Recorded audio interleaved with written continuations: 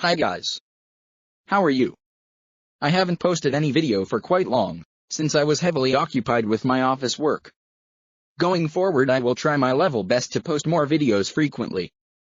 In this video, I have explained the fundamental process of Agile SCRUM and KANBAN methodologies along with their comparison and their applicability based on project need. I always wonder, though both SCRUM and KANBAN are Agile methodologies, which focuses on delivery of continuous value to the customer, what are the similarities and differences between them? Which methodology best suits for my project? I believe as an Agile project manager you may have also come across the same question. Based on my experience and some brainstorming, here are my thoughts about them. Please let me know your inputs through the comments. Before heading to the comparison, I feel it is worth to recall the fundamental process of SCRUM and KANBAN. First we will look at SCRUM. In SCRUM methodology, expected behavior, or features of the product is captured as product backlog with priority and relative weight. Then based on the priority, the features are developed, tested and delivered in a fixed time box which is called sprints and its typical duration will be between 1 to 4 weeks. Each sprint starts with sprint planning meeting where the features to be developed will be identified and logged into sprint backlog. After this, the sprint execution starts and the progress is tracked with daily Scrum meeting. At the end of the sprint, Scrum team demonstrate the accomplishment to the stakeholders, followed by sprint retrospective meeting which will be conducted to discuss about what went well and which area needs improvement.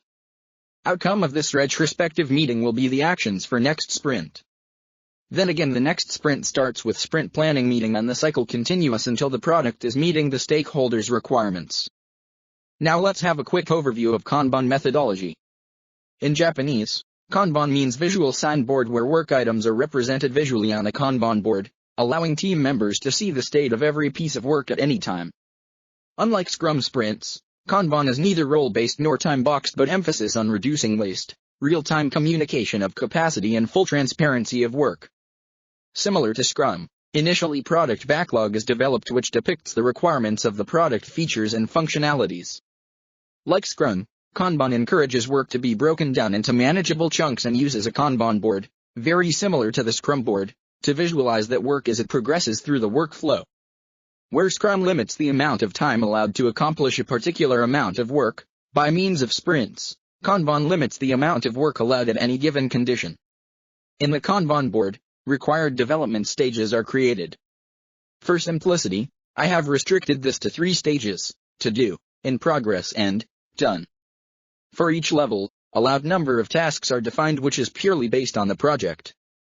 For instance, if the maximum tasks allowed in progress stage is 2, and currently 2 tasks are in progress, then no tasks can be brought from to-do list to in progress stage until one of the tasks is moved to done stage. Based on the priority and need, to-do list is populated from product backlog. With the fundamental understanding of Scrum and Kanban methodologies, now we can move to the comparison of these Agile methodologies. Though both of these encourages work to be broken down into manageable chunks and place a high value on continual improvement, the primary difference is Scrum is time-boxed where it limits the amount of time allowed to accomplish a particular amount of work, by means of sprints. Whereas on other hand Kanban is not time-boxed but limits the amount of work allowed at a given point of time. That is, only a predefined number of tasks are allowed in work in progress stage. Secondly, in terms of roles, Scrum recommends at least 3 roles that must be assigned in order to effectively process the work: the product owner, Scrum Master, and team members, and each role has its own set of responsibilities and cross-functional, and they must work together to achieve an orderly and efficient balance.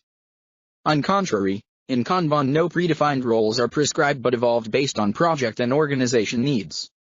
The team not necessarily need to be cross-functional since it is intended to be used by any and all teams involved in the project.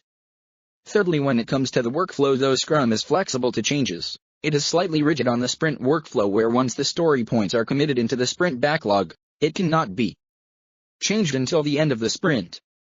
After the retrospective meeting only at the end of Scrum, the storyboard is cleared and new story points will fill the board at the beginning on next sprint.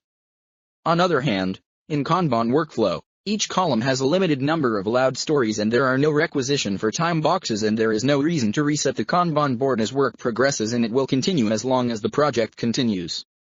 Fourthly, when it comes to the duration of the project, In Scrum, the project schedule is estimated in terms of the number of sprints, and each sprint varies from 2 weeks to 1 month. Since the Kanban is not time-bound, it doesn't prescribe any specific estimation methodology, but we can find the velocity by dividing the number of story points completed at a given point of time.